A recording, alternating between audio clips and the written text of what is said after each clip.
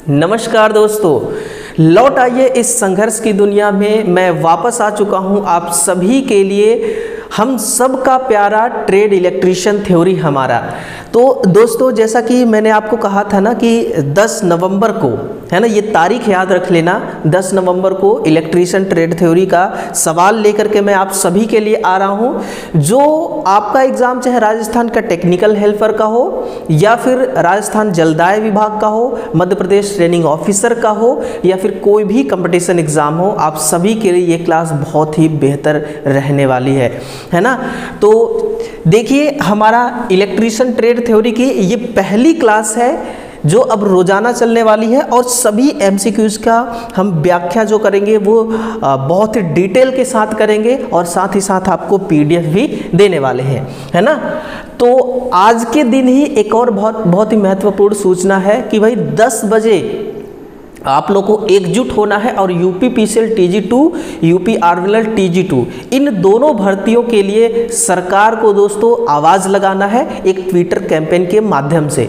तो सुबह के 10 बजे याद रखना है ना, ट्विटर में जाकर के सभी को ट्वीट करना है। हैशटैग क्या है वो मैं इस क्लास की एंड में आपको बता दूंगा, है ना। चलिए शुरू करते हैं क्लास। और हमारा पहला जो सवाल है वो ये है कि किस प्रकार की वायरिंग अस्थायी वायरिंग होती है, बताइए किस प्रकार की वायरिंग अस्थायी वायरिंग कहलाती है।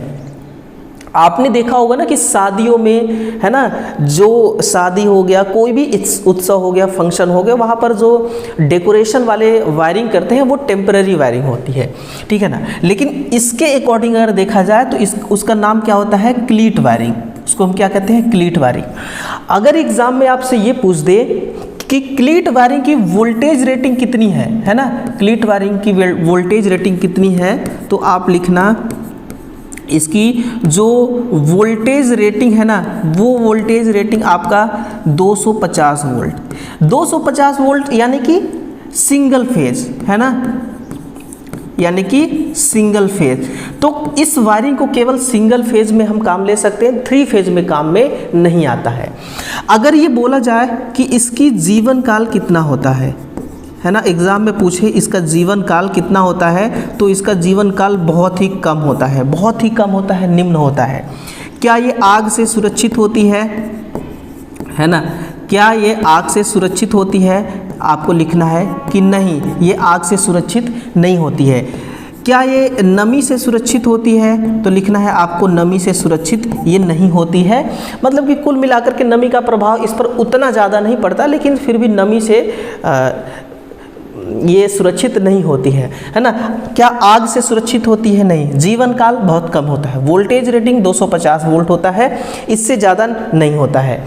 अगर लागत मूल्य पूछे आपसे कितना इसकी होती है, लागत मूल्य यानी कि इसको बनाने में खर्च कितना आता है, तो बहुत कम खर्च आता है ना, बहुत ही कम खर्च आता है।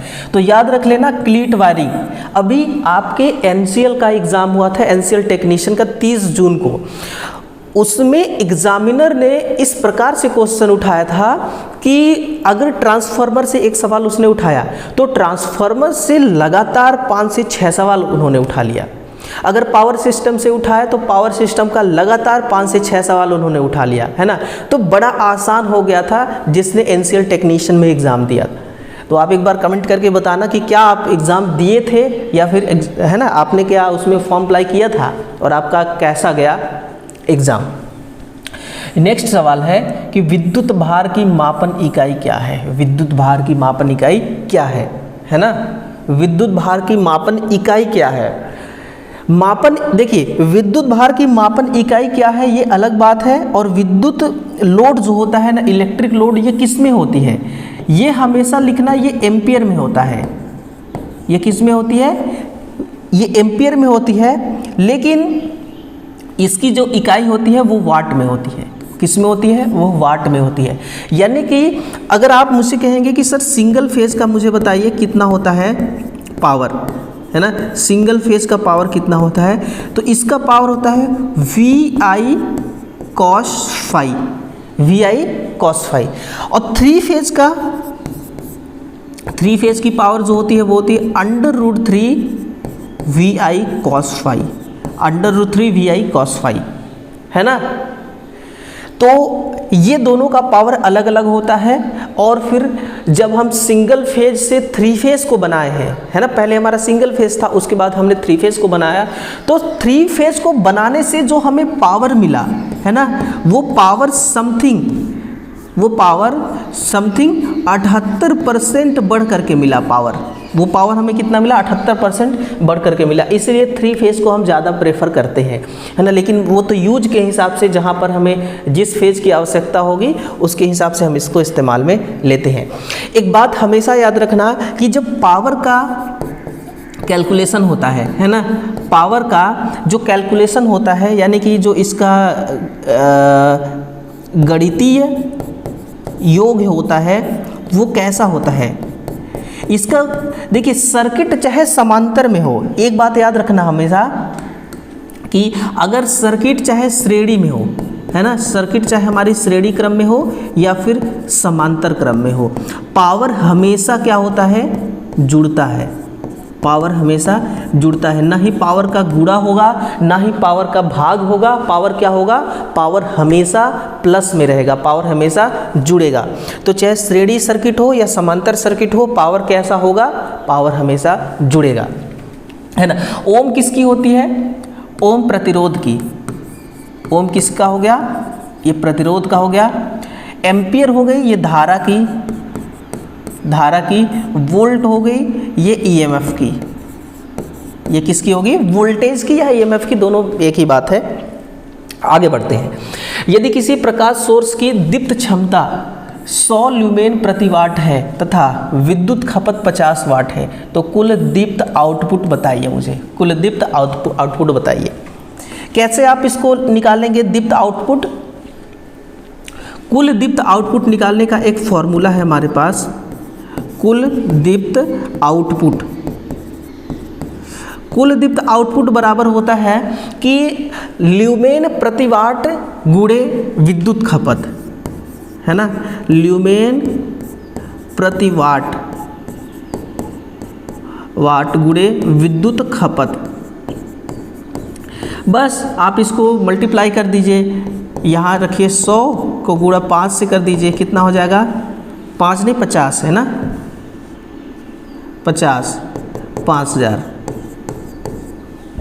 5000 ल्यूमेन क्या होगा? 5000 ल्यूमेन प्रति वाट। 5000 ल्यूमेन, है ना। 5000 ल्यूमेन का मतलब क्या हो गया कि 5000 ल्यूमेन का प्रकाश हमें मिलेगा, है ना। 5000 ल्यूमेन का प्रकाश हमें सतह पर मिलेगी, ठीक है। तो आंसर क्या होगा? Option number D is correct answer. बस ऐसे सवालों को आप ट्रिक से भी उड़ा सकते हैं, टाइम की बचत होगी। और वैसे भी आजकल तो देखिए कोई भी एग्ज़ाम हो गया, उस एग्ज़ाम में टाइम को हमेशा घटाया जा रहा है ना। कहते हैं ना कि आज के टाइम पे सरकारी नौकरी पाना बहुत ज़्यादा मुश्किल हो गया है। वजह यही है कि मतलब एक तो बच्चों की तैयारी ढंग से नहीं रहती, और दूसरी बात यह है कि जिस क्वेश्चन को सॉल्व करने के लिए पहले 1 मिनट मिलता था, उसी को सॉल्व करने के लिए अब सेकंड मिलते हैं आपको। 90 आपको मान लीजिए कि 50 सेकंड मिलेगा, 55 सेकंड मिलेगा, है ना। तो सेकंडों में आपको सवाल को हल करना पड़ेगा। तो अगर इस प्रकार का, इस लेवल का अगर आपका प्रैक्टिस है तभी आप कर पाएंगे, और जिसकी प्रैक्टिस नहीं है वो मार खा जाएगा, है कि नहीं। अगला, 3 फेज प्रेरण मोटर घूर्णी चुंबकीय क्षेत्र कैसे उत्पन्न करता है? कैसे 3 फेज प्रेरण मोटर में घूमने वाला चुंबकीय क्षेत्र कैसे उत्पन्न होता है? बताइए, घूमने वाला चुंबकीय क्षेत्र कैसे? स्थायी चुंबकों का उपयोग करके। 3 फेज प्रेरण मोटर में ना परमानेंट मैग्नेट होता ही नहीं है, ये जनरेटर डायनामो में होता है ना। ये कहाँ पर होती है? ये हमारी डायनामो में होती है। संतुलित धाराओं के साथ 3 फेज स्टेटर कुंडली को ऊर्जायन करके। ऊर्जायन का मतलब क्या हो गया? इसका मतलब हो गया सप्लाई से संयोजित करना, है ना, सप्लाई से जोड़ना, ये हो गया ऊर्जायन करना। अब इसके पीछे की कहानी समझना। एक मोटर जो है ना, मोटर के अंदर 2 चुंबकीय क्षेत्र होगा। मोटर के अंदर कितने चुंबकीय क्षेत्र होंगे? 2। एक होगा स्टेटर और दूसरा क्या होगा? रोटर। जो स्टेटर है, इस स्टेटर के जो वाइंडिंग है उसको हम 3 फेज की सप्लाई देंगे, ठीक है। हमने क्या दे दिया? 3 फेज की सप्लाई दिया। 3 फेज की सप्लाई देने से इसमें क्या उत्पन्न होगा, इसमें उत्पन्न होगा घूमने वाला चुंबकीय क्षेत्र। कैसा, इसमें उत्पन्न होगा घूर्णी चुंबकीय क्षेत्र। अब ये जो घूमने वाला चुंबकीय क्षेत्र है ये क्या करेगा, ये फैराडे के विद्युत चुंबकीय प्रेरण के द्वारा इस रोटर में हम तो कोई सप्लाई नहीं दिए, नो सप्लाई, रोटर में क्या है, नो सप्लाई। तो रोटर में ये घूमने वाला जो चुंबकीय क्षेत्र है इंजेक्ट होगा। इंजेक्ट होने का मतलब क्या है, इसके साथ लिंक करेगा, है ना, इससे संपर्क करेगा या प्रतिच्छेदित करेगा, जिसके कारण इस पे भी ईएमएफ उत्पन्न होगा। क्या होगा, ईएमएफ उत्पन्न होगा। फिर इस ईएमएफ के कारण इसमें विद्युत धारा प्रवाहित होने लगेगी। क्या होगी, विद्युत धारा प्रवाहित होगी। फिर इसमें क्या होगा, एक चुंबकीय क्षेत्र उत्पन्न होगा, है ना। अब दोनों के प्रोसेस को आप समझना थोड़ा सा डिटेल से, क्योंकि बात हम मोटर की कर रहे हैं, है ना। तो इसमें जो घूमने वाला चुंबकीय क्षेत्र प्रयोग हुआ, घूमने वाला चुंबकीय क्षेत्र उत्पन्न हुआ वो 3 फेज सप्लाई के कारण हुआ। अब ये घूमने वाला जो चुंबकीय क्षेत्र है ये लिंक करेगा रोटर के कंडक्टर को, और रोटर के कंडक्टर में ईएमएफ उत्पन्न होगा, है ना, जिसको हम E2 डैश के नाम से भी जानते हैं। इस ईएमएफ की वजह से इसमें विद्युत धारा उत्पन्न होगा, फिर चुंबकीय क्षेत्र उत्पन्न होगा। अगर मैं ये कहूँ कि ये चुंबकीय क्षेत्र किस सिद्धांत की वजह से उत्पन्न हुआ, तो आप क्या लिखेंगे, फैराडे के विद्युत चुंबकीय प्रभाव के द्वारा। किसके द्वारा, फैराडे का विद्युत चुंबकीय प्रभाव के द्वारा। लेकिन अगर मैं कहूँ कि ये चुंबकीय क्षेत्र काम किस सिद्धांत की वजह से करेगा, है ना, ये कार्य किसकी वजह से करेगा, तो ये कार्य करेगा लेंज के नियम के, है ना, लेंज के नियम पर, लेंज के नियम पर काम करेगा। और उत्पन्न किसकी वजह से हुआ है, फैराडे के विद्युत चुंबकीय प्रेरण की वजह से ये उत्पन्न हुआ है। तो उत्पन्न अलग नियम से हुआ और कार्य अलग नियम से करेगा, ठीक है ना। तो इसको आप लोग याद जरूर रखना। फिर वहीं पर एक बात और लिख लेना कि मतलब कि ये चुंबकीय क्षेत्र क्या करेगा, ये जो चुंबकीय क्षेत्र है ये क्या करेगा, यही टॉर्क उत्पन्न करेगा। मोटर को कौन घुमाएगा, रोटर को कौन घुमाएगा, रोटर को यही घुमाएगा, है ना। रोटर को स्टेटर का चुंबकीय क्षेत्र नहीं घुमाता, रोटर का चुंबकीय क्षेत्र टॉर्क उत्पन्न करके रोटर को घुमाएगा। तो टोटल जो कहानी है ये है, मैंने पूरा मोटर के फंक्शन को बता दिया, है ना। इस प्रकार से हमारी मोटर काम करती है। आगे बढ़े, 3 फेज प्रेरण मोटर का निरीक्षण करते समय कौन सा दिशा निर्देश आवश्यक है। 3 फेज का प्रेरण मोटर है, इसका हम क्या कर रहे हैं, निरीक्षण कर रहे हैं। कौन सा दिशा निर्देश आवश्यक है, 4 दिशा निर्देश हैं आपके पास। पहला कि निरीक्षण से पहले सदैव मोटर को विद्युत आपूर्ति से डिस्कनेक्ट करें। बिल्कुल बात सही है। जब मोटर चल रही हो तब उसकी जांच करें, नहीं, ऐसा कोई भी जांच नहीं करना होता है ना। मोटर केसिंग पर टैप करने के लिए हथौड़े का उपयोग करें, बॉडी टूट जाएगी। किसी भी असामान्य आवाज़ को अनदेखा करें नहीं। अगर रोटर से बहुत ज़्यादा आवाज़ आ रही है ना तो मोटर को बंद करना चाहिए और देखना चाहिए। कुल मिलाकर के ऑप्शन नंबर जो ए है यही सही होगा आप लोगों का, कि निरीक्षण से पहले सदैव मोटर को विद्युत आपूर्ति से डिस्कनेक्ट करें। यानी कि अगर मोटर में सप्लाई जा रही है, करंट जा रही है, तो उसको हटा दीजिए आप पहले। फिर मोटर में जो भी आए आप देखते रहिए, बेयरिंग देखिए, बेयरिंग ख़राब है तो बेयरिंग देखिए, है ना। और अगर मोटर हीट हो रही है ज़्यादा तो उसको चेक करिए। कॉइल का रेजिस्टेंस अगर चेक करना चाहते हैं तो टर्मिनल पर उसको करिए। जो भी चेक करना है आपको सप्लाई से हटा करके चेक करना है ना। क्योंकि सुरक्षा जो है वो सबसे पहला है। सबसे पहला काम क्या है, खुद की सुरक्षा, उसके बाद मोटर की सुरक्षा। अगला, किसी तुल्यकालिक मोटर को तब तक प्रेरण मोटर कहा जाता है जब तक कि वह नहीं चलती है ना, जब तक कि वह नहीं चलती है। तुल्यकालिक चाल का 70 से 80% स्लिप 80% कम चाल पर चलती है, या तुल्यकालिक का 10 से 20%, या 40 से 50%, या 2 से 5%।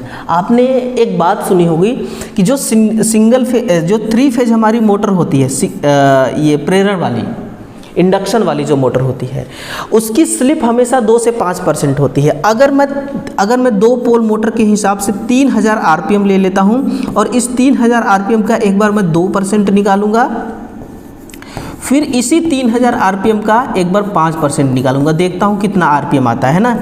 2 जीरो से ये 2 जीरो कैंसिल, ये 60 आरपीएम हो गया।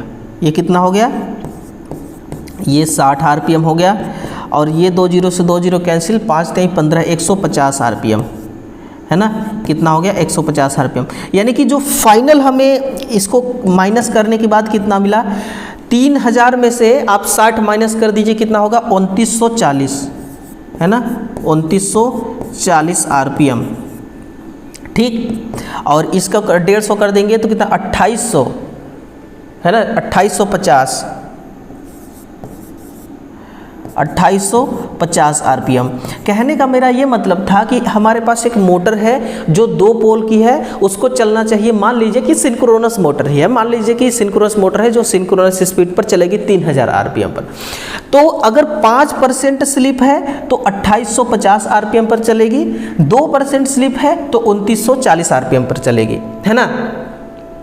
तो इसका कहने का मतलब है कि अगर इस आरपीएम पर चलती है मोटर, है ना, मोटर हमारी 2850 से लेकर के 2999 आरपीएम के बीच में किसी भी आरपीएम पर मोटर चल रही है, तब उसको हम प्रेरण मोटर कहेंगे। उसको हम क्या कहेंगे, प्रेरण मोटर। अगर 3000 का 3000 आरपीएम पर चल रही है तो कहने का मतलब है कि मोटर हमारी प्रेरण मोटर नहीं कहलाएगी, सिंक्रोनस मोटर कहलाएगी। कौन सी, सिंक्रोनस मोटर कहलाएगी। एक बात याद रखना कि अगर प्रेरण मोटर सिंक्रोनस स्पीड पर चलने लगे तो उस समय क्या होगा, उस समय होगा हमारी मोटर रुक जाएगी। यानी कि एक प्रेरण मोटर है ना, ये हमारी क्या है, प्रेरण मोटर है। अगर ये प्रेरण मोटर तुल्यकालिक स्पीड से चलने लगे, अगर ये प्रेरण मोटर तुल्यकालिक स्पीड पर चलने लगे तो फाइनली जो रिजल्ट निकल करके आएगा ना, वो ये होगा कि एक फॉर्मूला होता है E2 डैश। E2 डैश क्या है, ये E2 डैश है जो रोटर के वाइंडिंग में उत्पन्न हुआ है वोल्टेज, वो बराबर E2 गुणे स्लिप, है ना। यानी कि प्रेरण मोटर तुल्यकालिक स्पीड पर चल दी, मतलब कि स्टेटर का चुंबकीय क्षेत्र और रोटर के चुंबकीय क्षेत्र में कोई फर्क नहीं रहा गति में, दोनों का गति एक बराबर है। तो उस केस में क्या होगा कि E2 का मान 0 हो जाएगा। E2 का मान क्या हो जाएगा, 0। अगर ये E2 का मान 0 हो गया तो E2 डैश बराबर E2 0, सॉरी स्लिप 0 हो गई, है ना, क्या हो जाती है, स्लिप 0। तो ये E2 हो गया, E2 गुणे 0। तो E2 डैश जो है रोटर पर जो उत्पन्न EMF है वो क्या हो जाएगा, 0 हो जाएगा। वो क्या हो जाएगा, 0, क्योंकि स्लिप 0 हो गया। और जब ये 0 हो जाएगी तो रोटर पर जो करंट उत्पन्न हो रहा है वो 0 हो जाएगा, और टॉर्क भी करंट के बाद उसमें विद्युत धारा उत्पन्न नहीं होगा, और विद्युत धारा उत्पन्न नहीं हुआ तो चुंबकीय क्षेत्र उत्पन्न नहीं होगा, और चुंबकीय क्षेत्र उत्पन्न ना होने से टॉर्क नहीं बनेगा, और बिना टॉर्क का रोटर घूम नहीं सकती है। तो ले दे करके जो मामला है वो ये है कि प्रेरण मोटर को तुल्यकालिक गति पर हम नहीं चला सकते। अगर चलाएंगे तो इसका जो फाइनल रिजल्ट निकल करके आएगा वो ये आएगा कि मोटर रुक जाएगी। मोटर क्या करेगी, रुक जाएगी, है ना, मोटर क्या करेगी, रुक जाएगी, है ना, अगर तुल्यकालिक स्पीड पर चलना प्रारंभ कर दिया। तो option number D is correct answer. बताइए क्या सवाल का सॉल्यूशन समझ में आ रहा है आपको? अगर नहीं आता होगा तो तुरंत कमेंट करके बताएं, और ऐसा हो ही नहीं सकता कि किसी को आए ना, है ना, ऐसा हो ही नहीं सकता कि किसी को सवाल समझ में ना आए। और अगर सवाल समझ में आ रहा है तो तुरंत एक दिल का इमोजी भेजिए, तुरंत, है ना। इस दिल से दिल तक की क्लास में जितने भी स्टूडेंट इस सेशन को देखेंगे या देख रहे हैं वो सभी से मेरा एक ही गुजारिश है ना, बस इतना सा काम कर देना कि प्यार का तोहफा एक भेज देना, उसके बदले में आपको बिल्कुल ओरिएंटेड कंटेंट वाली क्लास आपको मिलेगी।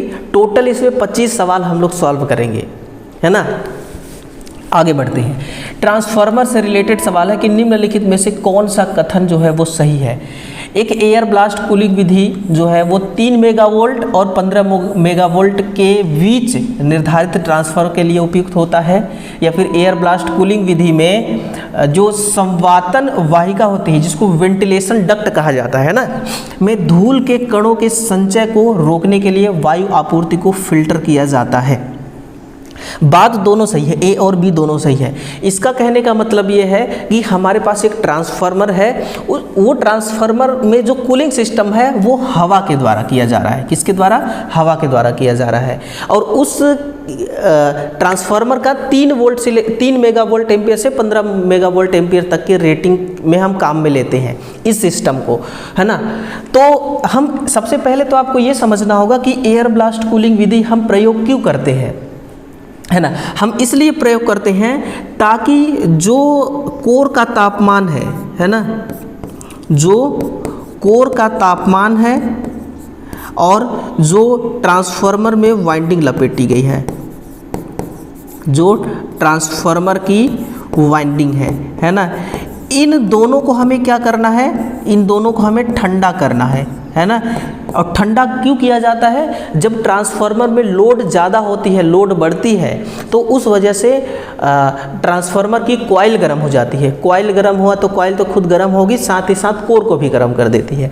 तो इसको ठंडा करने के लिए हमने किसका सहारा लिया है? हवा का सहारा लिया है, एयर ब्लास्ट का सहारा लिया है। अब एयर जो है ये ट्रांसफार्मर के अंदर कैसे इंजेक्ट होता है? इस कूलिंग फैन की वजह से। कूलिंग फैन नहीं, इसको आप फैन समझिए। ये फैन का काम क्या होता है कि बाहर से हवा को सक करना और सक करके वाइंडिंग में डालना, ताकि वाइंडिंग हमारी ठंडी हो जाए। और कई बार, है ना, इसके साथ साथ डक्ट भी लगाए जाते हैं। कई बार इसके साथ साथ डक्ट भी लगाए जाते हैं। ये डक्ट प्रॉपर तरीके से तेल को ठंडा करता है। किसको ठंडा करता है? ट्रांसफार्मर के अंदर जो वाइंडिंग के बीच में जो तेल भरी हुई है उस तेल को ठंडा करता है ना। तो कुल मिलाकर के फैन और डक्ट दोनों का काम होता है ट्रांसफार्मर के कोर और वाइंडिंग को ठंडा करना। और ऐसा जो सिस्टम होता है, मतलब कि इस प्रकार का जो ट्रांसफार्मर होता है ना, ये कहाँ पर यूज होता है? जहाँ पर आग लगने का खतरा ज़्यादा हो, है ना, जहाँ पर आग लगने की खतरा अधिक हो, है ना, वहाँ पर इसको हम प्रयोग में लेते हैं। जैसे कि सब स्टेशन, जैसे कि सब स्टेशनों में, है ना। तो सब स्टेशनों में आपको इस प्रकार के ट्रांसफार्मर ज़्यादा समझ में आएंगे। देखिए इसकी संरचना देखिए, है ना, इसका बनावट देखिए कैसा है। मतलब कि 4 इसमें फैन लगे हुए हैं और फैन में ही फिर डक्ट भी लगा हुआ है। फैन में ही डक्ट, मतलब कि डक्ट में ही फैन को फिट किया गया है। तो कुल मिलाकर के दोनों बातें जो है इनका सही है। ऑप्शन नंबर ए और बी दोनों सत्य हैं। बताइए, क्लियर हुआ? आगे बढ़ सकते हैं। देखना, किसी तुल्यकालिक मोटर में जब उसकी स्टेटर वाइंडिंग पर पूर्ण वोल्टेज लगाया जाता है, इसका मतलब ये है कि एक हमारे पास सिंक्रोनस मोटर है और इस सिंक्रोनस मोटर के स्टेटर वाइंडिंग में हम सप्लाई देते हैं। तो उसका कौन सा टॉर्क मोटर द्वारा विकसित टॉर्क से संबंधित होता है ना, विकसित टॉर्क से संबंधित होता है ना। कुछ देखिए बातें ऐसी होती हैं जो हमें समझ में नहीं आती। हम जानते हैं उसके बारे में, लेकिन हम शब्दों को नहीं समझ पाते। अब जो ये ब्रेक अवे टॉर्क है ना, ब्रेक अवे टॉर्क है, अभी तक इस शब्द से हर कोई अनजान होगा, लेकिन जब मैं इसके बारे में बताऊंगा ना तो आपको लगेगा यार तो ये तो मेरे को आता था। ब्रेक अवे टॉर्क का मतलब होता है प्रारंभिक टॉर्क, है ना। इसका मतलब क्या होता है? प्रारंभिक टॉर्क। और टॉर्क का मतलब क्या है? घुमाव बल। घुमाव बल, यही बल क्या करता है? रोटर को घुमाता है। तो प्रारंभिक टॉर्क को ही हम ब्रेक अवे टॉर्क कहते हैं।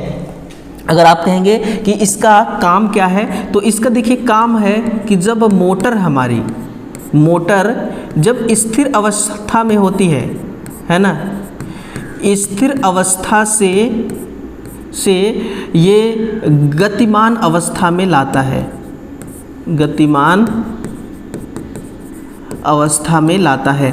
कुल मिलाकर के मोटर हमारी खड़ी है, हम उसको सप्लाई दिए, सप्लाई देने के बाद मोटर का रोटर घूमने लगा। तो मोटर पहले स्थिर अवस्था में था, अब गतिमान अवस्था में आ गया। अब स्थिर से गतिमान मतलब कि मुझे एक जगह से दूसरे जगह जाना है तो मुझे बल लगाना पड़ेगा, वैसे ही इसको टॉर्क लगाना पड़ता है। तो इसको कौन सा टॉर्क कहते हैं? प्रारंभिक टॉर्क, जो कि ब्रेक अवे टॉर्क इसको कहा जाता है। ठीक है। ब्रेक रनिंग टॉर्क मतलब जो रनिंग होता है वो टॉर्क। पुल आउट टॉर्क का मतलब क्या हो गया? देखना, इस टॉर्क को ना डिटेल से समझ लेना आप, पुल आउट टॉर्क, ठीक है ना। मैं इसको हटा देता हूँ, नहीं बच्चे समझेंगे सर दोनों ऑप्शन कैसे सही हो गया। पुल आउट टॉर्क का मतलब ये होता है कि जैसे कि हमारी सिंक्रोनस मोटर पर भार है ना, भार से मतलब कि भार टॉर्क से अधिक हो गया है ना, भार का मान क्या हो गया, टॉर्क से अधिक हो गया।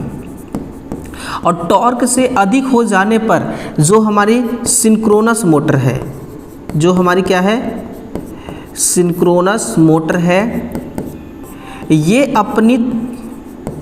अपनी सिंक्रोनाइजिंग खो देता है,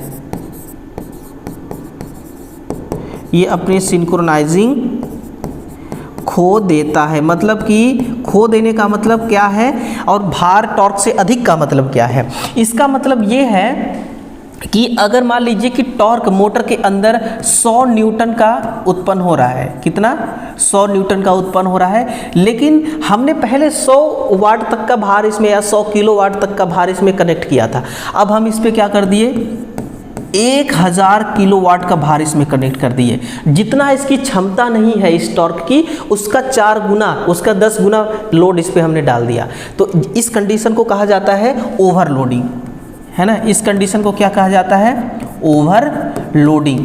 तो ओवरलोडिंग के केस में क्या होगा कि भार टॉर्क से अधिक हो गया, जिससे सिंक्रोनस मोटर की गति कम हो गई, है ना। और सिंक्रोनस मोटर की गति कम हो गई मतलब सिंक्रोनाइजिंग खो दिया इसने, तो इसको कहा जाता है पुल आउट टॉर्क। मतलब कि सिंक्रोनस स्पीड से कम स्पीड पर हो जाना मोटर का, वही पुल आउट टॉर्क।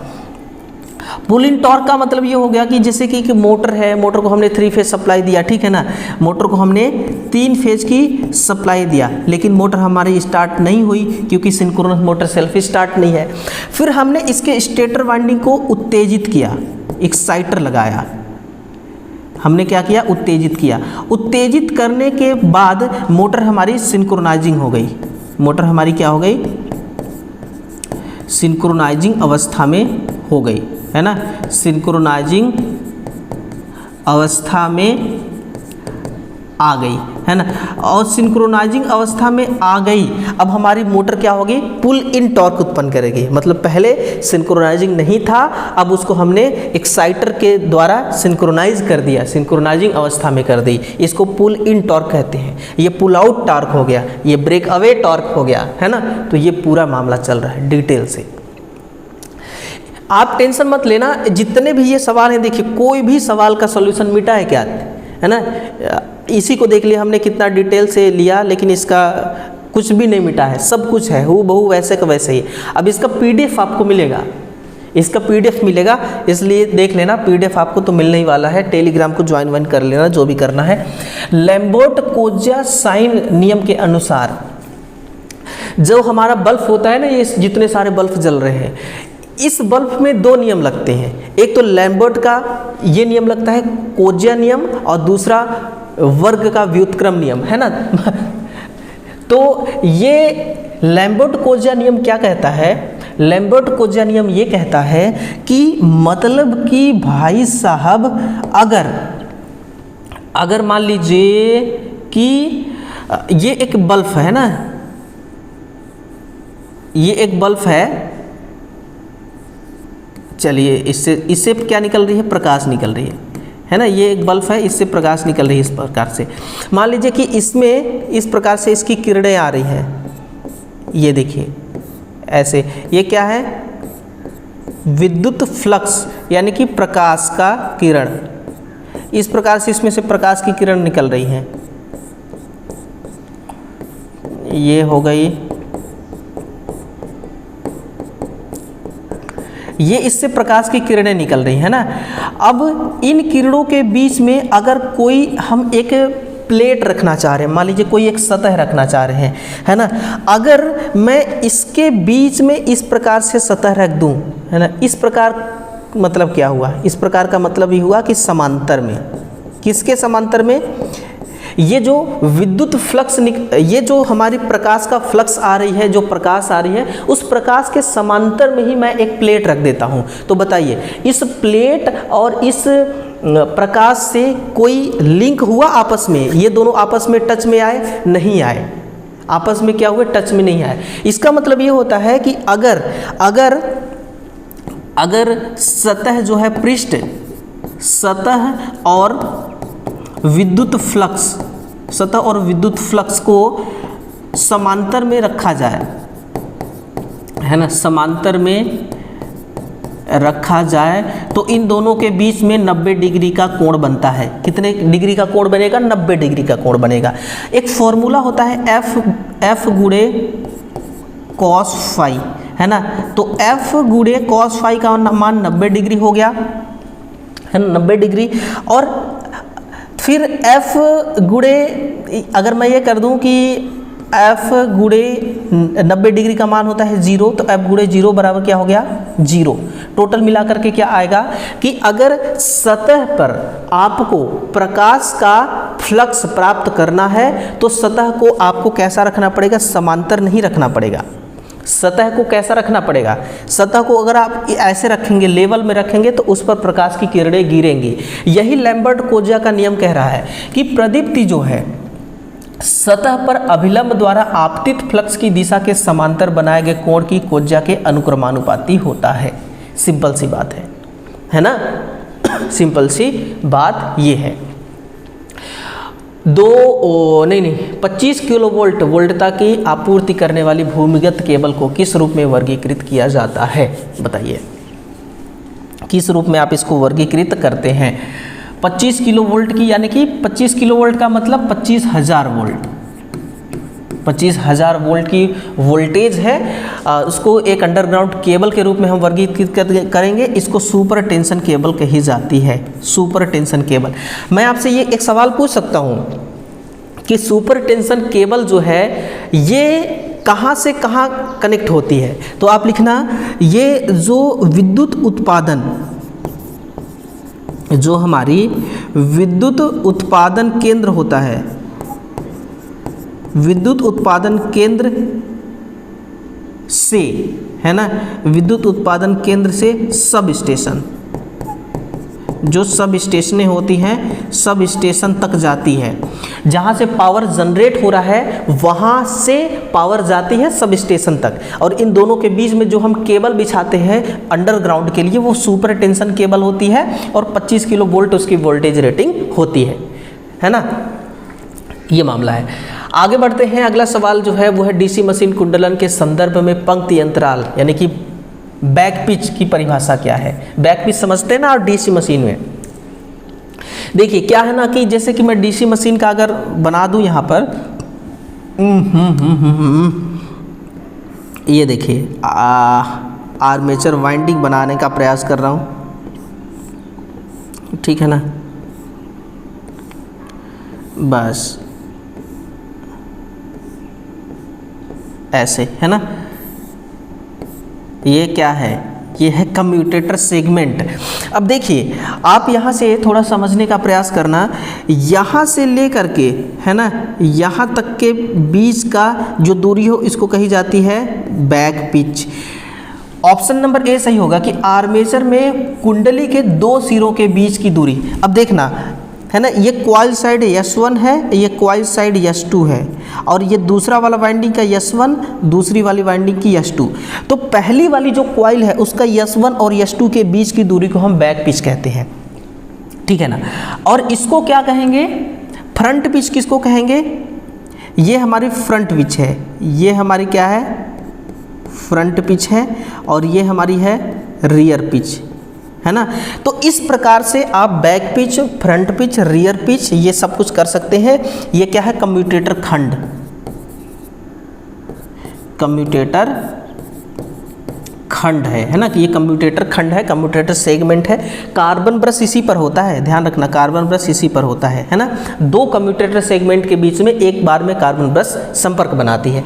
तो ये टोटल मामला है। अगर आप ये जानना चाहते हैं ना कि बैक पिच हम डीसी मोटर में क्यों करते हैं, है ना, इसके पीछे का उद्देश्य क्या होता है, तो बैक पिच वाइंडिंग करने का मोटो हमारा एक ही होता है कि जो डीसी मोटर में आर्मेचर रिएक्शन की वजह से, आर्मेचर रिएक्शन की वजह से जो इसमें स्पार्किंग उत्पन्न होता है ना, चिंगारी, जो स्पार्किंग उत्पन्न होती है उसे समाप्त करना, उसे क्या करना, समाप्त करना, यही हमारा मेन मोटो होता है।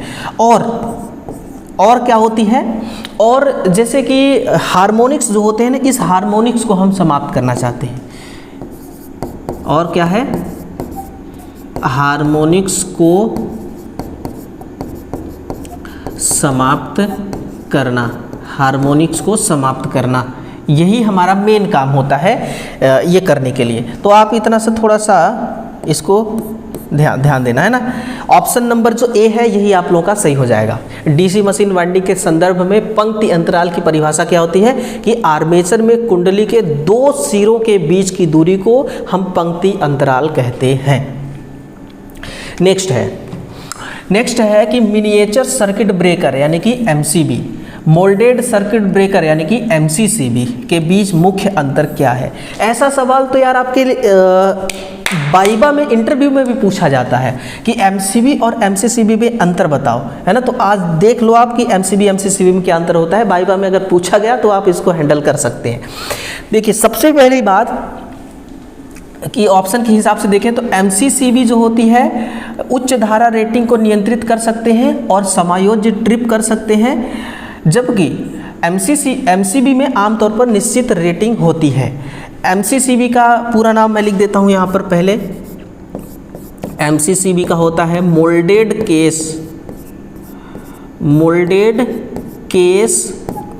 सर्किट ब्रेकर, और एमसीबी का हो गया मिनिएचर सर्किट ब्रेकर, है ना।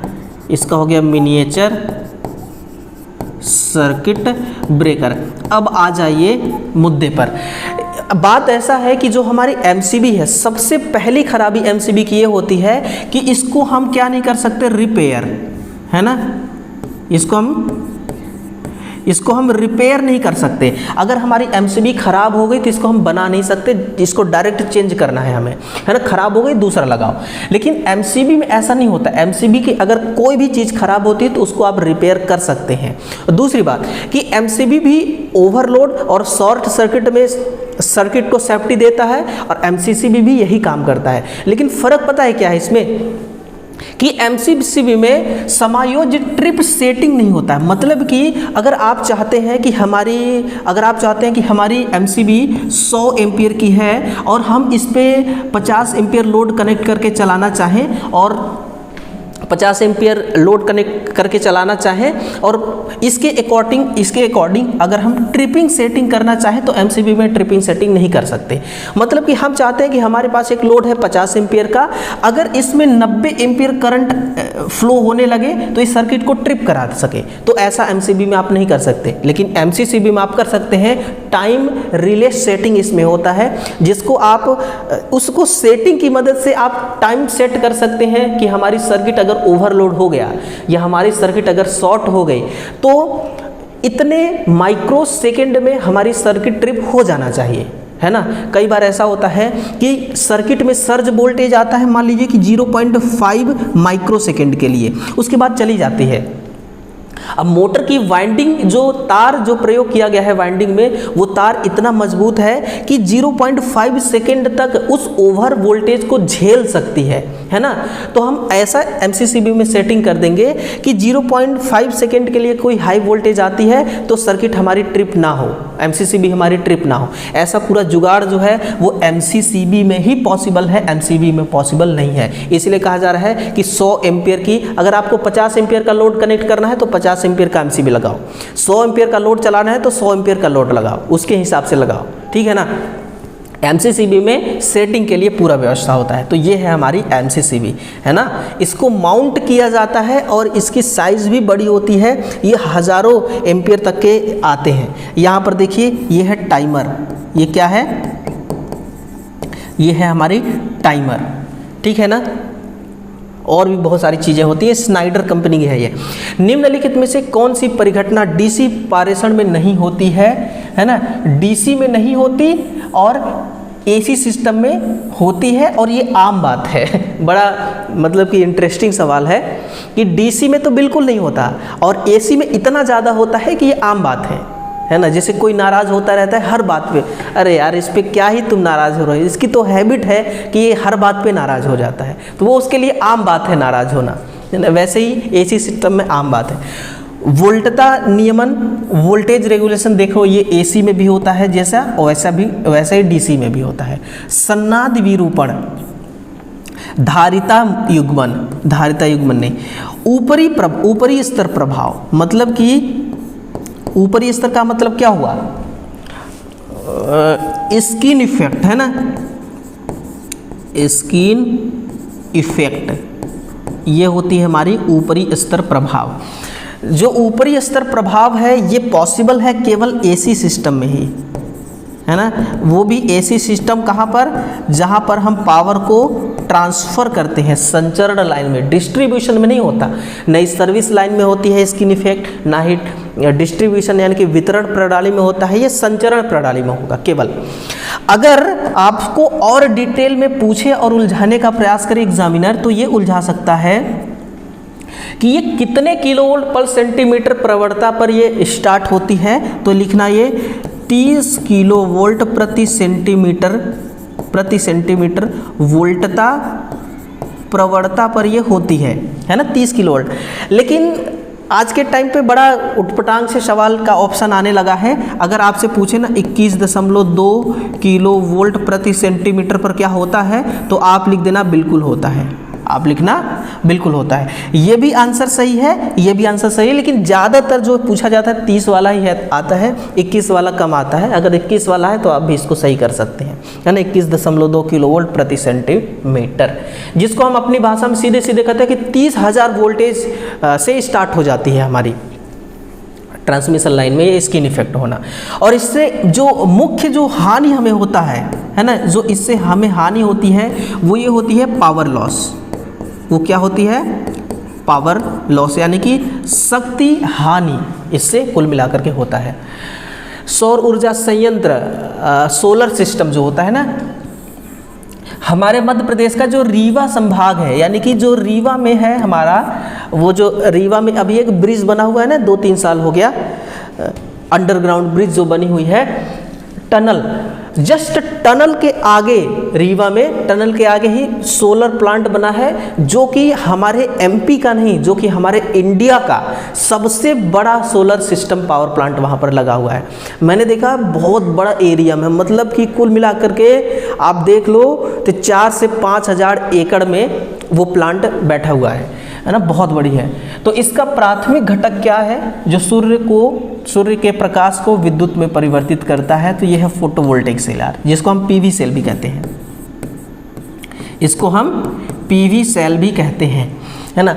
हर एक पीवी सेल का, अभी एग्जाम में पूछा गया था कि हर एक पीवी सेल का, है ना, यहाँ पर लिख देता हूँ, प्रति पीवी सेल द्वारा हमें कितना वोल्टेज मिलता है, 0.5 वोल्ट, 0.55 वोल्टेज।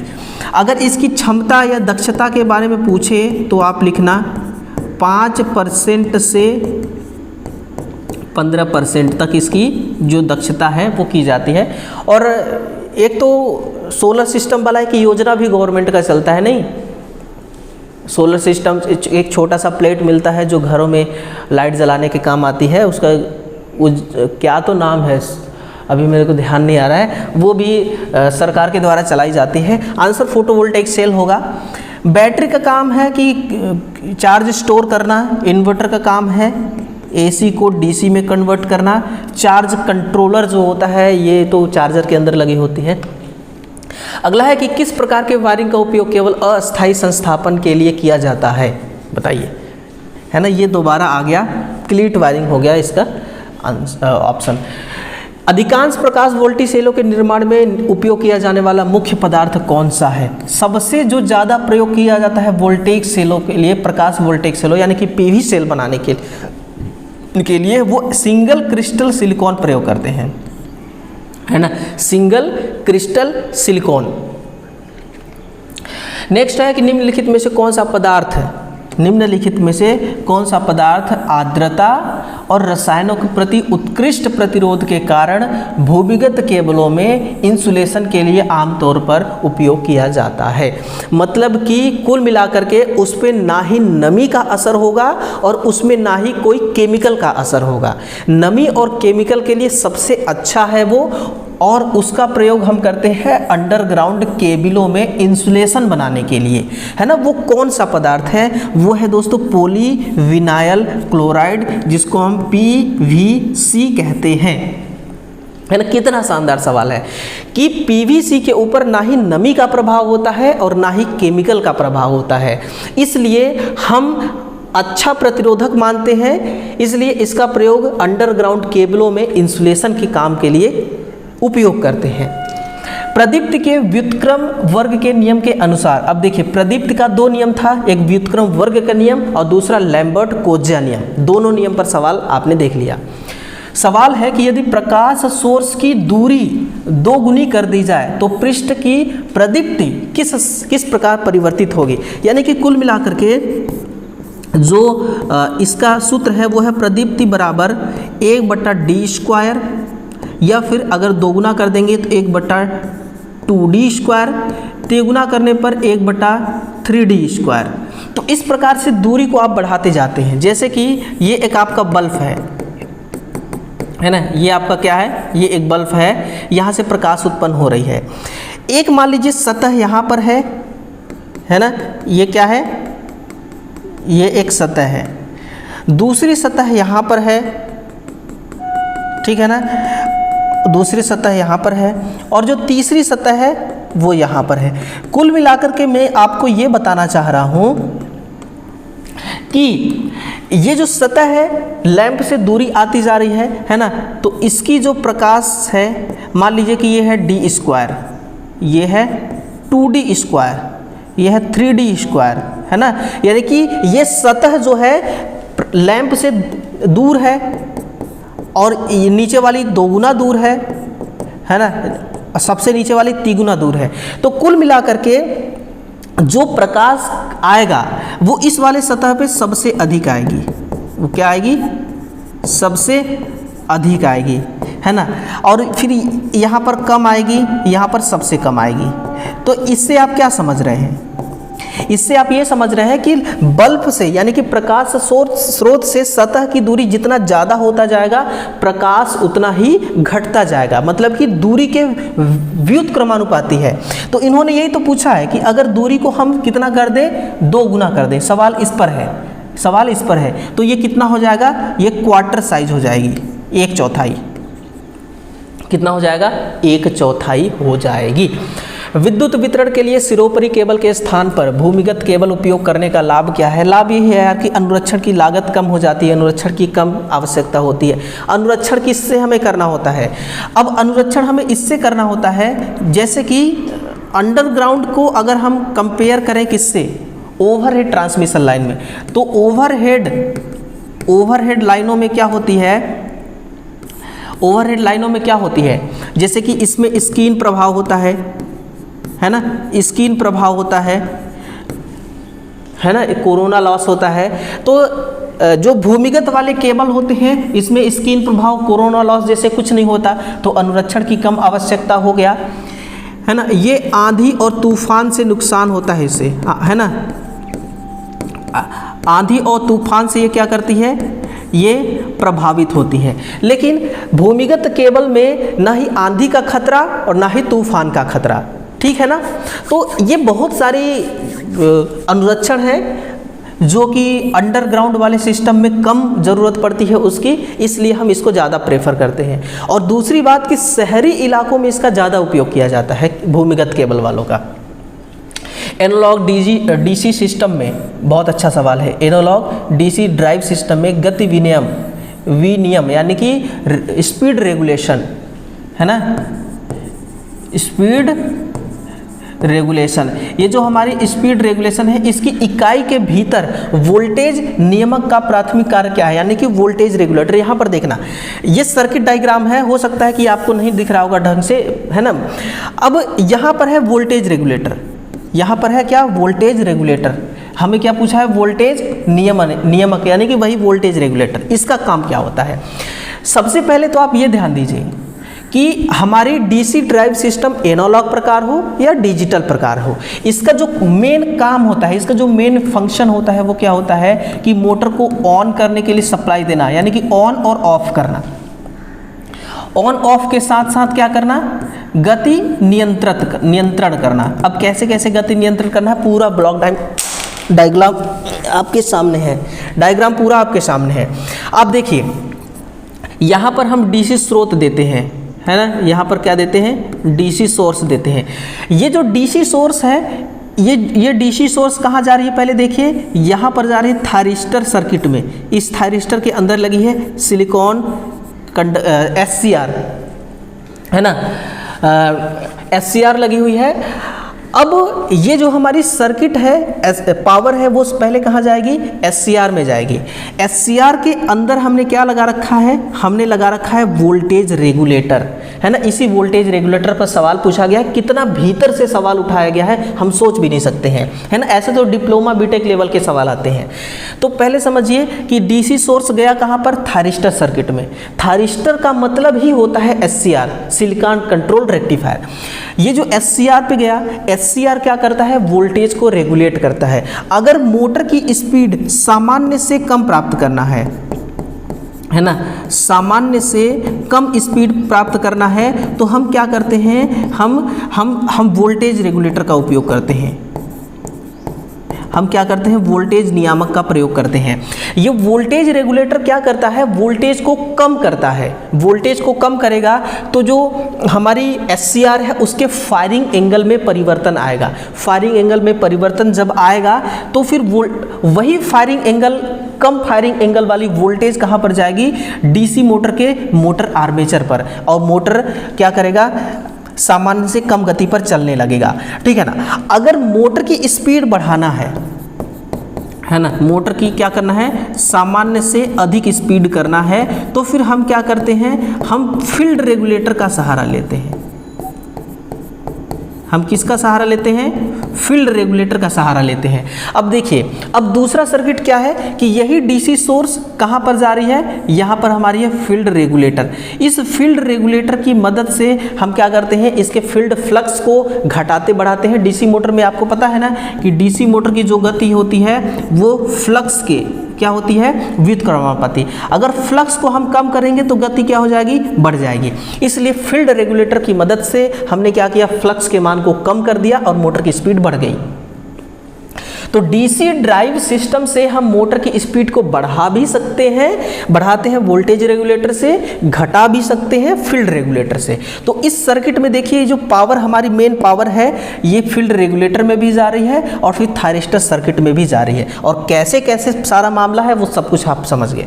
आंसर क्या होगा, फायरिंग सर्किट के फेज कोण को समायोजित करके, गलत, वांछित गति की वास्तविक गति से तुलना करके थायरिस्टर के लिए फायरिंग करंट उत्पन्न करना। फायरिंग करंट उत्पन्न नहीं किया जाता है, फायरिंग एंगल में परिवर्तन किया जाता है वोल्टेज रेगुलेटर के थ्रू। गति त्रुटि को इनपुट के रूप में स्वीकार करना और वोल्टेज आउटपुट उत्पन्न करना, है ना। मतलब कि अगर वोल्टेज ज़्यादा है तो ज़्यादा का मतलब क्या है कि वोल्टेज जितना मोटर को चाहिए उतना वोल्टेज हमने सप्लाई में दिया। अब हमें स्पीड को कम करना है तो वोल्टेज को कम करना होगा। तो यही बोल रहा है कि आउटपुट वोल्टेज उत्पन्न करना, आउटपुट में वोल्टेज को कम करना, ताकि हम मोटर के आर्मेचर सर्किट को दे सकें और उसके हिसाब से मोटर हमारी रिएक्ट करे। तो ऑप्शन नंबर डी जो है ये सही हो जाएगा, है ना। बहुत अच्छा लेवल सवाल था। ऐसे सवाल अगर आ जाए तो मज़ा ही आ जाए। देखिए क्या है ना कि जितना महंगा सवाल का मतलब जितना मुश्किल सवाल आता है ना उतना ही ज़्यादा आप सीखते हैं। ये मत समझना कि अगर आसान सवाल आ जाए या आसान सवाल मैं आपको हल करा दूं तो आप परीक्षा में पास हो जाएंगे या अच्छा इलेक्ट्रीशियन बन जाएंगे। अच्छा इलेक्ट्रीशियन तब आप बनेंगे जब आपके पास अच्छा नॉलेज होगा, और जब इस प्रकार का डिटेल में सवाल आते हैं ना तो फिर आपको डिटेल में समझने का, डिटेल में पढ़ने का मौका मिलता है। नहीं, वरना कौन जानता है यार कि डीसी ड्राइव सिस्टम के अंदर वोल्टेज रेगुलेटर का काम क्या है। अभी पूछ दे कि फील्ड रेगुलेटर का काम क्या है, तो अब फील्ड रेगुलेटर पूछ देगा तो आप जानेंगे कि फ्लक्स को कम करता है, गति को बढ़ाता है। वायरिंग से संबंधित दिए गए कथनों में से कौन सा सही है। कथन फर्स्ट है, स्टेटमेंट पहला है कि फ्यूज केवल लाइव या फेज तार में ही लगाए जाते हैं, बिल्कुल सही बात है। स्टेटमेंट सेकेंड है कि सुरक्षा के लिए लाइव फेज तार को स्विच द्वारा नियंत्रित करना चाहिए। अच्छा, आपने कई बार ऐसा देखा होगा कि घरों में वायरिंग की जाती है, ठीक है ना, लेकिन हम जब टेस्टर से हम बोर्ड में लगाते हैं टेस्टर को फेज वाले पे तो टेस्टर हमारी जलती है, और न्यूट्रल वाले पे लगाते हैं तो भी हमारी टेस्टर जलती है। वजह पता है क्या है? वजह ये है कि जो लाइव तार है, मतलब कि जो फेज तार है, इस फेज तार को स्विच से सही तरीके से कनेक्ट आपका स्विच नहीं है, फेज से स्विच जो है सही तरीके से कंट्रोल नहीं कर पा रही है फेज तार को, इसलिए उसमें भी आपको चेक करने पर, है ना, ऐसे जब चेक करते हैं तो इंडिकेटर जलेगा, है ना, टेस्टर का। तो ये वजह है। बाकी दोनों बातें सही हैं, ऑप्शन ये मतलब कि दोनों बातें सही हैं, ऑप्शन नंबर डी सही है। 3 फेज प्रत्यावर्तित्र के लिए फेज अनुक्रम RYB जिसका अर्थ है देखिए, एक हम फेजर डायग्राम बना रहे हैं। फेजर डायग्राम देखिए इस प्रकार से रहेगा, यहाँ से हमारी R फेज चल रही है, हमारी क्या है, ये R फेज है ना, ये हमारी Y फेज है,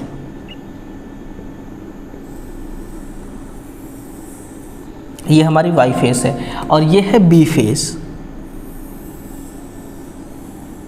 तो कुल मिलाकर के यहाँ पर हमें मिला R, फिर मिला Y, फिर मिला B। हमें पहले R का, ये पॉजिटिव है ना, ये पॉजिटिव पल्स है, ये है निगेटिव पल्स। तो पॉजिटिव पल्स हमें पहले R का मिला, उसके बाद Y का मिला, तीसरे स्थान पर B का मिला, है ना। ऑप्शन क्या है कि कुंडली B या फेज B की वोल्टता, कुंडली R, अरे यार B पहले ही आ गया, B गलत हो गया ना, है ना, अपने धनात्मक अधिक मान पर पहुंचता है। B पहले कहाँ पहुंच रही है? B तो बाद में पहुंच रही है, पहले R पहुंच रही है, फिर Y की वोल्टता से पहले अपने धनात्मक अधिकतम मान पर पहुंचती है। बिल्कुल, पहले R अपने पॉजिटिव के मैक्सिमम मान पर पहुंचा, ये देखिए मैक्सिमम मान पर पहुंच रहा है ना। उसके बाद बोल रहा है कि Y कुंडली का, Y फेज का जो वोल्टेज है वो अपने अधिकतम धनात्मक के अधिकतम मान पर पहुंचता, पहले फिर Y पहुंचा, उसके बाद B पहुंचेगा। तो ये B और B वाला पहले गलत हो गया, R तो ठीक है। अच्छा, कुंडली R फेज की वोल्टता कुंडली Y फेज की वोल्टता से पहले अपने धनात्मक अधिकतम मान पर पहुंचती है, यानी कि ये भी सही है यार। कुल मिलाकर के रिपीट हो गया है ऑप्शन, है ना, कॉपी पेस्ट मारा होगा क्वेश्चन बनाने वाले ने, तो ये मिस्टेक हो गया। बाकी हमारी B और D दोनों सही है। प्रत्येक मोटर में स्टार्टर दिए जाने का प्राथमिक उद्देश्य क्या है, बताइए। प्रत्येक मोटर में स्टार्टर दिए जाने का प्राथमिक उद्देश्य ये होता है कि मोटर को ऑन ऑफ करना सेफ्टी तरीके से, मोटर को सुरक्षित रूप से चालू करना और बंद करना, किसी भी व्यक्ति द्वारा नियंत्रण में इसे आसानी से प्रचालित किया जा सकता है। यानी कि ऐसा नहीं कि अब स्टार्टर को चालू और बंद करने के लिए हमें एक ऐसे टेक्नीशियन की ज़रूरत पड़े जो एक्सपीरियंस जिसके पास हो, जिसके पास काम करने का तरीका हो। बटन होता है ऑन ऑफ का, कोई भी जा करके, बोला जा रहा है ना कि किसी भी व्यक्ति द्वारा, चाहे वो टेक्नीशियन फ्रेशर हो, चाहे वो एक्सपीरियंस वाला हो, है ना, कोई भी जा करके इसे आसानी से प्रचालित कर सके, आसानी से चला सके, है ना, मोटर को ऑन ऑफ कर सके, बस यही काम होता है। बाकी उसका फंक्शन अलग है। किसी तुल्यकालिक मोटर के एकक शक्ति गुणांक पर आर्मेचर धारा जैसा कि V वक्र में प्रेक्षित किया गया है या किया जाता है, कैसा होता है। जब बात देखिए आए सिंक्रोनस मोटर में इकाई पावर फैक्टर की, नहीं तो आप लिखना न्यूनतम। मैं अभी आपको बता रहा हूँ, इसका ग्राफ बता दे रहा हूँ। देखिए ये ग्राफ ऐसा होता है कि V वक्र इसका इस प्रकार से होता है ना, इस प्रकार से। यहाँ पे होगा आपका फील्ड करंट और यहाँ पर होता है आपका आर्मेचर करंट। जैसे जैसे आप फील्ड करंट के मान को बढ़ाएंगे, है ना, जैसे जैसे आप फील्ड करंट के मान को बढ़ाएंगे वैसे वैसे क्या होगा, आर्मेचर करंट का मान जो है वो घटता जाता है। अब देखिए इस प्रकार से, है ना, इस प्रकार से इसका जो मान है, और ये तीनों लोड पर अलग अलग इसका V कर्व तो सेम होता है, लेकिन ये तीनों लोड पर होता है। जैसे कि आप यहाँ से देखना ना, मैं एक बार थोड़ा सा पेन और पतला करके, यहाँ पर है O, ये है A B C D, है ना, ABCD, क्या है, ABCD है। अब ABCD को ऐसे आप समझिए जैसे कि हमारी एक मोटर है, हमने फील्ड करंट के मान को बढ़ाया, फील्ड करंट के मान को हमने क्या कर दिया, बढ़ाया। फील्ड करंट के मान को हम इसलिए बढ़ा रहे हैं ताकि मोटर के अंदर जो लोड है उस लोड को हम चला सकें, सभी लोड को चला सकें। तो आर्मेचर करंट का मान पहले बहुत ज़्यादा था, देखिए मैक्सिमम था आर्मेचर करंट का मान, हमने फील्ड करंट के मान को और बढ़ाया, है ना। फील्ड करंट के मान को बढ़ाया तो आर्मेचर करंट का मान घट गया, है ना। यहाँ से लेकर के देखिए यहाँ तक घटा, फिर यहाँ से लेकर के यहाँ तक घटा, फिर यहाँ से लेकर के यहाँ तक घटा। एक टाइम ऐसा आया कि बिल्कुल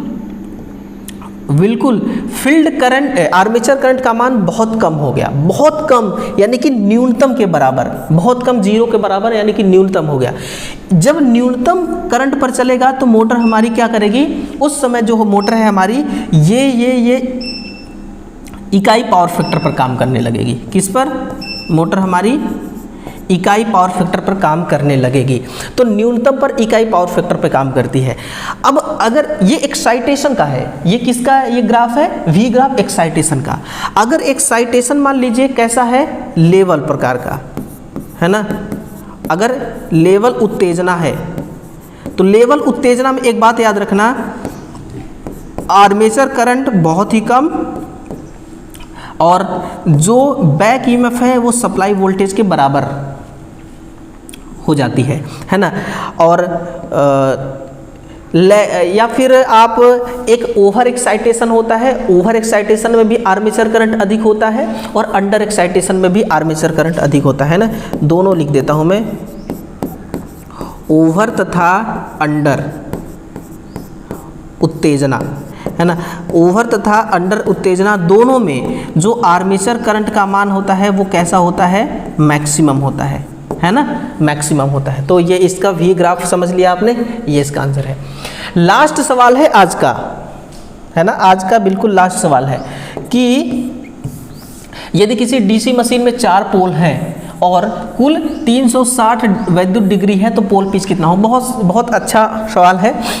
360 को 4 से भाग दे दीजिए, 9 चौक 36, 90 डिग्री होगा। Answer option number A, 90 degree is correct answer, है ना। चलिए इतने ही सवाल आज हम सॉल्व करेंगे। सवाल तो बहुत है, अभी सवाल तो बहुत है, ये देखिए न जाने कितने सवाल हैं। लेकिन हम क्या करेंगे, अब इसका आपको पीडीएफ देंगे, है ना। 1 सेकेंड, इसका पीडीएफ आपको मिलेगी और किधर गया, ये रहा। इसकी पीडीएफ जो है ये कहाँ पर मिलेगा आपको, हमारे ऑफिशियल टेलीग्राम चैनल पर मिलेगा, है ना। तो टेलीग्राम चैनल में, बोर्ड भी हैंग करने लगा, टेलीग्राम चैनल में आपको मिलेगी। टेलीग्राम चैनल को ज्वाइन कर लेना। और एक बात जो मैं आप लोगों को बताना चाह रहा था कि हैशटैग क्या है। आज ट्विटर कैंपेन है यूपीपीसीएल TG2 भर्ती जारी करने के लिए, और यूपीपीसीएल TG2 के साथ यूपी आर्विनल TG2 की है ना। अरे रुक जा भाई, देखिए आपको मैं बोल दे रहा हूं, अभी बोर्ड काम नहीं कर रहा है। UPPCL _TG2 भर्ती जारी करो, है ना। मैं यहां पर लिख दूं UPPCL TG2 भर्ती जारी फिर करो, ये हैशटैग आपको लगाना है ना। फिर है यूपी आर्विनल UPRVUNL _TG2 भर्ती फिर जारी फिर करो, ये हमारा हैशटैग है और इसको हमारा काम है कि ट्रेंड में लाना। इसलिए सभी को बता देना, इस वीडियो को सभी को शेयर कर देना कि आज 10 बजे ट्विटर पर आना है, अपना जो एकता का जो बल है उसको दिखाना है। और यूपीपीसीएल जो विद्युत विभाग है वो भी जान जाए और जो यूपी की सरकार है ना, वो भी जान जाए कि भाई बच्चे यूपीपीसीएल TG2 और यूपी आर्विनल TG2 के लिए कितने तैयार हैं, लाखों की संख्या में तैयार है, बस भर्ती नहीं आ रही है ना। उनको हमें आगाज करना है, सोए हुए सरकार को जगाना है, हमारा मेन काम यही है ना। तो ये हैशटैग है, इसी हैशटैग के माध्यम से आप सभी को एक्स पर जा करके ट्वीट करना होगा, है ना। चलिए बाकी दोस्तों ये जो क्लास है, इस क्लास का पीडीएफ आपको मिलेगा। ये देखिए टेलीग्राम चैनल ये रहा हमारी, इस टेलीग्राम चैनल पर इसका लिंक वीडियो के डिस्क्रिप्शन बॉक्स में दिया गया है। व्हाट्सएप ग्रुप का ये क्यूआर कोड है, इसको स्कैन करके भी आप व्हाट्सएप ग्रुप ज्वाइन कर सकते हैं, या फिर वीडियो के डिस्क्रिप्शन बॉक्स में लिंक लगा हुआ है, वहाँ से ज्वाइन आप कर सकते हैं, है ना। तो डेली सुबह के 8 बजे क्लासेस चलेंगी। आज की क्लास थोड़ी लेट हो गई है, लेकिन अब डेली इलेक्ट्रीशियन ट्रेड थ्योरी की मिक्स क्वेश्चनों वाली ये सीरीज हम चला रहे हैं, ठीक है। तो इतना प्यार देने के लिए आप सभी का बहुत बहुत धन्यवाद। सेशन को लाइक और शेयर ज़रूर करिएगा। Thank you.